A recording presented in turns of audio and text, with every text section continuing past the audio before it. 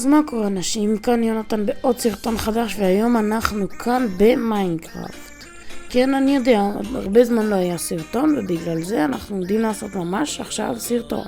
אז אתם מכירים את זה שאתם בשרת iPixel, אתם רוצים את הפרטי אדמינים. אתם יודעים, הדבר הזה שיש לאנשים ב-iPixel שלא רוצים להביא לי, ואני מאוד עצוב וכואב לי, ואני רוצה פרטי אדמינים.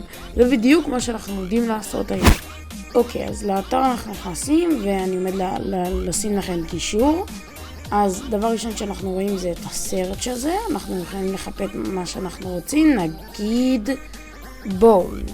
ונגיד, אני עומד לכתוב פה נגיד, הנה, העצם האגדית. אז נעשה לזה בילד ונשים את זה בצבע.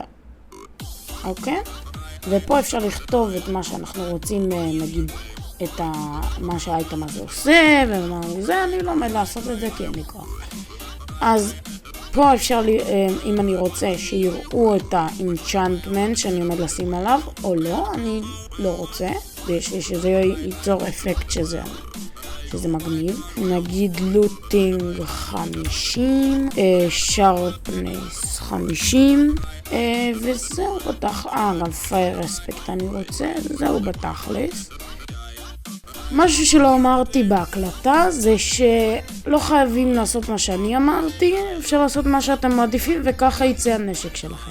וסתם שתדעו, צריך עד 255, כי אם תעברו את ה-255 זה פשוט לא ייתן לכם. אז עדיף לעשות כזה 50, 100, לא יותר מזה, כי זה לא כזה משנה.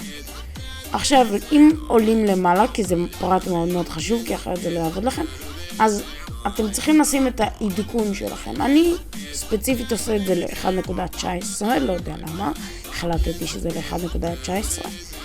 והנה זהו מוכן, רק צריך ללחוץ פה על copy command. טוב, אז חזרנו למיינקראפט, ועכשיו לוחצים על האות T במקלדת, ואז עושים Ctrl V.